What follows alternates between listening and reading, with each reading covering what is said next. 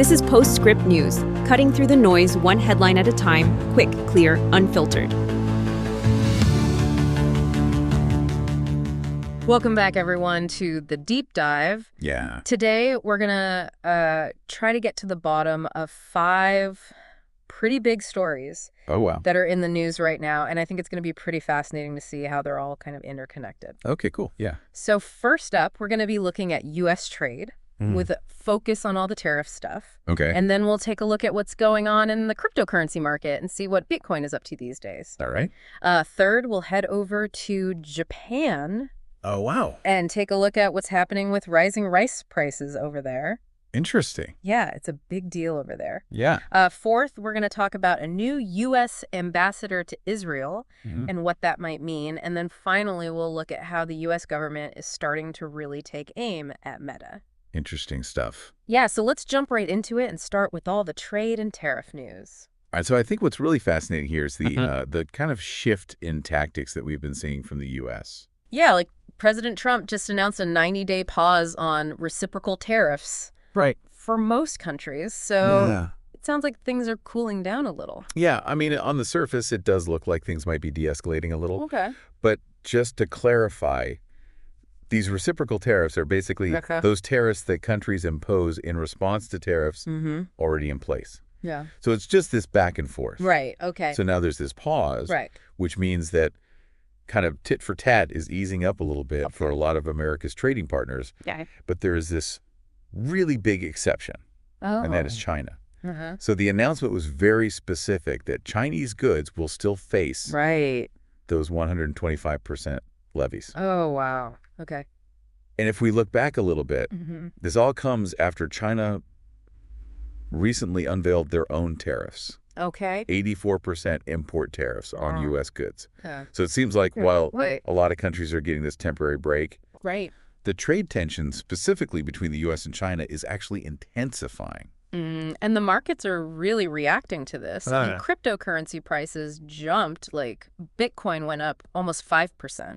Wow. Ethereum more than 6%. Yeah. And XRP by like 10%. Oh, wow. And stock prices also saw some big increases with the S&P 500, Dow Jones, and NASDAQ, all showing gains of more than 5% and 8%, respectively. Yeah, I think what we're seing here is, the markets really want stability and predictability. And the Treasury Secretary, actually, Scott Bessent, made this really insightful comment. He said that the market now understands that a temporary floor has been established. And there is this like huge craving for certainty. So I think what this shows is that all this uncertainty around the tariffs was really weighing on investor confidence. But this pause, even if it's just for 90 days, it provides some clarity. And the market seemed to be very enthusiastic about it. It is interesting, though, that Secretary Bessent also mentioned that the reversal on most of these reciprocal levies wasn't just a reaction to falling stock prices. He actually said it was more because of the response by mostly our allies who have been operating in good faith. So it sounds like there's a diplomatic dimension to this decision. Yeah, I mean, it definitely indicates that the administration is paying attention to the concerns that our allies have about these tariffs. And that kind of makes you think, is this like a real strategic shift in how the U.S. is approaching its allies? Or is it more of a tactical pause while they're really focused on this trade relationship with China? Yeah, that's a big question. Yeah. And then on top of all that, Congress is also getting involved. Right. Senator Chuck Grassley has been pretty vocal saying that Congress has actually been giving presidents too much power when it comes to trade. Yeah, and I think his perspective is really interesting because it comes from a constitutional standpoint. He's really emphasizing that the U.S. Constitution specifically gives Congress the authority to regulate interstate and foreign commerce. So his argument is that over time, through different laws like the Trade Expansion Act of 1962 and the Trade Act of 1974, Congress has kind of accidentally given away too much of this power to the executive branch, meaning the president. So even though he has these concerns about too much presidential power, he does seem to support President Trump's goal of trying to get other countries to lower their tariffs on U.S. goods and to strike a better deal with China. Yeah. So it sounds like he's worried about the process, but agrees with the desired outcomes. Exactly. And Senator Grassley isn't just talking about his concerns. Okay. He's actually co-sponsoring a bipartisan bill that would try to limit presidential trade authority going forward. All right. So this bill would require congressional approval for any future tariffs. So it sounds like a pretty serious attempt to rein things in. Yeah, and I think what's really notable is that it's a bipartisan effort. Oh, wow. There are all these prominent Republican senators who've signed on to this bill. Like who? Mitch McConnell, Jerry Moran, Lisa Murkowski, Tom Tillis, Todd Young, and Susan Collins. So yeah, that's a pretty big signal that Congress might push back a little. Yeah, it definitely seems like the legislative branch wants to assert its authority over trade policy. And in the meantime, Senator Grassley himself is taking this kind of wait-and-see approach. He's actually questioned whether the administration's main goal is to get better trade deals or just to make money for the Treasury. He's made it clear that he's in favor of the trade deals. And then on top of that, you've got the U.S. Trade Representative, Jamieson Greer, saying that their approach is going to be country by country with the goal of reciprocity in trade. Yeah, I think that the country by country strategy suggests that they might be taking a more targeted and differentiated approach. Maybe treating allies differently from competitors. But they're still really focused on this idea of reciprocity. Making sure that other countries are offering similar access to their markets and similar trade terms as the U.S. offers to them. So now let's shift gears and talk about cryptocurrency, specifically Bitcoin. Matt Hougan, who's the CIO of Bitwise, has a really interesting take on how these trade actions and tariffs could actually be good for Bitcoin. Yeah, it's a fascinating connection. He argues that the Trump administration actually wants a weaker dollar, even if it risks the dollar's status as the world's reserve currency. And he actually pointed to a speech by Steve Miran from the White House Council of Economic Advisors, who said that these so-called persistent currency distortions are because of the dollar's reserve function.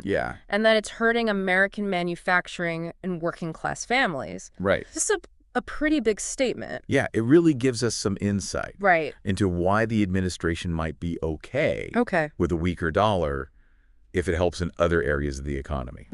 And that's where Bitcoin comes in. Hougan thinks Bitcoin could benefit from this in both the short term and the long term. How so? So in the short term, he points out that Bitcoin historically has this negative correlation with the U.S. dollar index, or DXY. And for those of us who aren't financial experts, what does that mean? Basically, the U.S. dollar index is a measure of the dollar's strength compared to other major currencies. And what Hougan is saying is that when the dollar gets weaker, Bitcoin usually goes up in value and vice versa. So if these trade policies make the dollar weaker, then Bitcoin could get a short-term boost. That makes sense. And what about the long term? Yeah, so in the long term, he thinks we might see a shift to multiple stores of value with Bitcoin playing a key role as this scarce global digital store of value that's outside of government control. Yeah, that's a pretty big claim. Yeah, it's a really interesting vision of how the financial landscape could change. The idea is that if things get more uncertain in the global economy, and we don't just have one dominant reserve currency, then investors, individuals and institutions might start looking for alternative assets like Bitcoin to protect their wealth. And this actually ties into Bitwise's prediction that Bitcoin will hit $200,000 by the end of the year. That's a big number. Yeah, it's definitely a bold prediction. And he actually reiterated that $200,000 prediction. He did. In his recent investor note. Yeah. And in a Bloomberg interview, he said that he expects the dollar to weaken because of all this trade uncertainty and the tariffs. And he explicitly called Bitcoin a hedge against fiat currency debasement. Yeah, he really sees Bitcoin as a safe haven in times of economic turmoil. And he also brought up the fact that more and more institutional investors are getting involved. Yeah. And that regulations are becoming more favorable towards Bitcoin.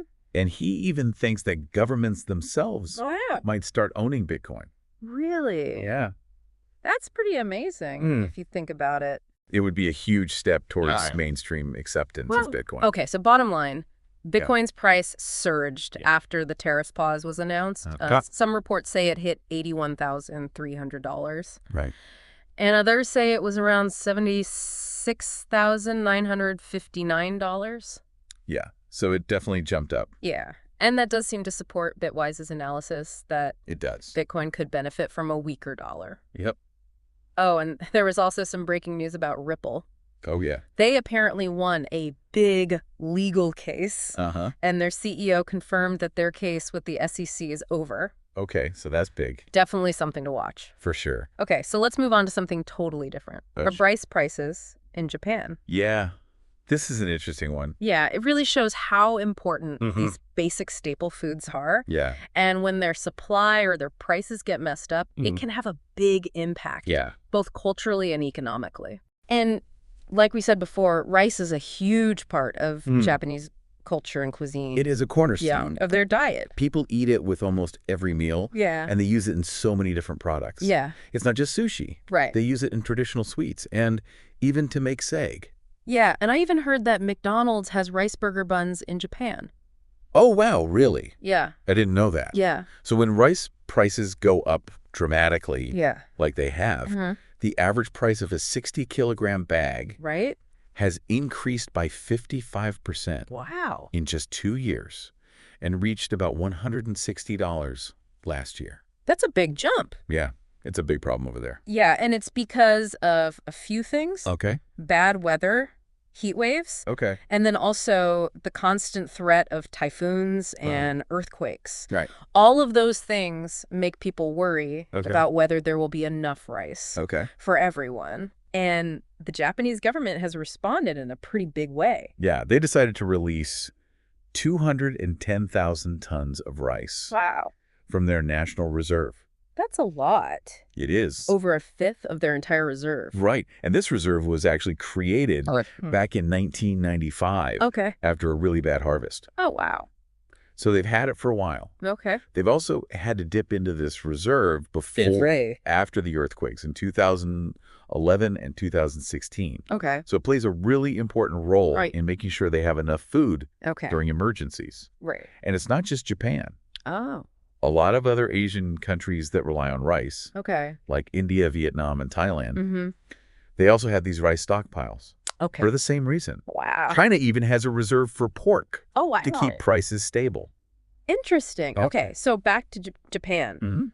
The first auction for this rice, 150,000 tons of it, happened last month. And Japan's agriculture minister, Taku Eida, said publicly that rice prices are exceptionally high. But he also said that people shouldn't worry too much and that he expects prices to go down as this reserve rice hits the market.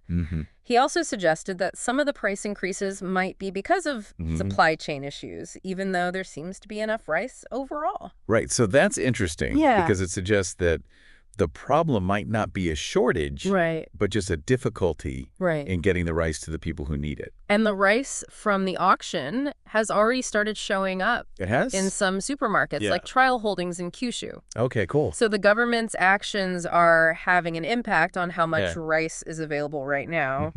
But it sounds like some Japanese consumers are a little skeptical about the quality of this reserve rice. Some people are calling it old rice. Yeah, there's a housewife named Emi Uchibori, who said that she stocked up on rice earlier, and she's not that interested in buying the auction rice. And then there's another consumer, Yuko Takiduchi, who said she'll only buy it if it's much cheaper than regular rice, because she really cares about the quality. And she's noticed that prices for other staples like flour, bread, and pasta have gone up too. Yeah, so it sounds like even if releasing this reserve rice helps bring down prices a bit, it might be hard to convince people to actually buy it. Especially when everything else is getting more expensive, too. Exactly. Yeah. Okay, so moving on from food security in Japan, let's talk about this new U.S. ambassador to Israel. Right. The Senate just confirmed. They did. Former Arkansas Governor Mike Huckabee as the new ambassador to Israel. Okay. The vote was 53-46. And this happened just 2 days after. It did. Prime Minister Netanyahu visited the White House. Yeah. Governor Huckabee is known as a strong supporter of Israel. Yeah. And this position could be super important right now with all the stuff happening in the region. Yeah, there's a lot going on. Like the conflict between Israel and Hamas, tensions with Hezbollah, and the threats from Iran. Yeah, I think in this situation, having an ambassador who really understands and supports Israel is seen as really important. Right. But it's also interesting to think about this confirmation in light of Prime Minister Netanyahu's recent trip to the White House. Okay. Apparently, he came away empty-handed. Oh, really? Yeah. So maybe they don't agree. Right. There might be some disagreements on things like tariffs and Iran. Okay, that makes sense. Now, during his confirmation hearing, Governor Huckabee said that he would carry out the president's priorities. Right. Not his own. But he also has a history. He does. Of strong opinions on the Israeli-Palestinian conflict. Yeah, like in the past, he supported Israel's right to annex parts of the West Bank. Okay. And he prefers to use the term Judea and Samaria. Right. And he's long been opposed to a two-state solution. Wow. And he's even questioned the term Palestinians. So these past views could definitely influence his approach as ambassador. Yeah, and potentially even U.S. policy. Right. In the region. Yeah, so even though he said he'll follow the president's agenda, his own beliefs could still play a role. Definitely. In how he handles things. Yeah, and some people have suggested that his confirmation might actually be a bit of a relief for Israeli officials, especially after that complicated White House meeting. Okay, so it sounds like they see this appointment as a good thing. It seems like it. All right, finally, let's talk about the U.S. government going after Meta. Yeah, this is huge. Yeah, it's a really big deal. It is. In this whole debate about the power of big tech. Yeah. So Meta is actually going to trial next week. Right. And the government is accusing them of abusing their market power by buying Instagram and WhatsApp. Right. It's the Federal Trade Commission. Okay. Or FTC that's bringing the case. Right. And this trial could force Meta to actually sell off Instagram and WhatsApp. Yeah, that's a huge possibility. Yeah, that would be crazy if those platforms became independent from Facebook. And apparently Zuckerberg has been trying really hard to get the Trump administration to settle instead of going to court. Right. He's reportedly visited the White House, donated to the inauguration fund, and even changed Meta's content moderation policies to make them more appealing to Republicans. Interesting. Yeah. But the current FTC chair, Andrew Ferguson, seems pretty determined. He does. He told The Verge that he doesn't think the White House will intervene. Right. And that the FTC is committed to enforcing the laws. Yeah. So it really sounds like it does. They're going to see this through. Yeah. And a law professor at Cornell, George Hay, actually said that he doubts Trump would be persuaded that Zuckerberg deserves a break at this point. Yeah. So it seems like a settlement is pretty unlikely. Okay. Especially this close to the trial. And this is just one of 5 big antitrust cases that the U.S. government has launched against tech companies. Right. They're also going after Google, Apple, and Amazon. Yeah. It seems like they're really trying to address these concerns about monopolies in the tech sector. So what exactly are they saying about Meta? Well, their main arguments are based on internal communications from Zuckerberg, where he apparently said that Instagram was a really scary competitor. Right. And the FTC is also saying that buying WhatsApp was another way for Meta to eliminate competition. But I'm sure Meta will fight back. What are they going to say? I think they'll argue that they invested a lot of money and made a lot of changes that turned Instagram and WhatsApp into the huge successes that they are today. And they'll probably also point out that the FTC approved these acquisitions in the first place. Yeah, that's a good point. Yeah. And they might also use the fact that the FTC has lost some other cases recently against tech mergers. Yeah, so it sounds like it could go either way. It does. The judge in this case, James Boasberg, actually said that the FTC faces hard questions about whether their claims will hold up in court. Yeah, so it's going to be really interesting to see how it all plays out. Yeah, the trial is expected to last at least 8 weeks. Wow. And Zuckerberg and other Meta executives are expected to testify. It's going to be big. Yeah, definitely a landmark case. Yeah, for sure. So, wow, we covered a lot today. We did. And it's amazing to see how all these seemingly unrelated stories are actually connected. Yeah. We've got trade policies affecting global financial markets. Right. And even influencing cryptocurrencies like Bitcoin. Yeah. Then we have geopolitical events impacting diplomatic appointments. Japan's rice situation shows how fragile food security can be. Right. And then we have this ongoing battle over the power of big tech companies. Yeah, it's a lot to take in. Yeah. It is. It makes you think about what the future holds. It does. I mean, what's the role of traditional financial systems going to be in the future alongside these new technologies like Bitcoin? Right. And how will these trade wars and a potentially weaker dollar change the landscape of global finance? Right. And what part will digital assets play for both individuals and institutions? Yeah, those are big questions that we're going to have to grapple with as we move forward. Definitely a lot to think about. For sure. Yeah. All right. Well, that's it for today's deep dive. Thanks for joining us. Yeah. Thanks, everyone. And we'll see you next time. See you later.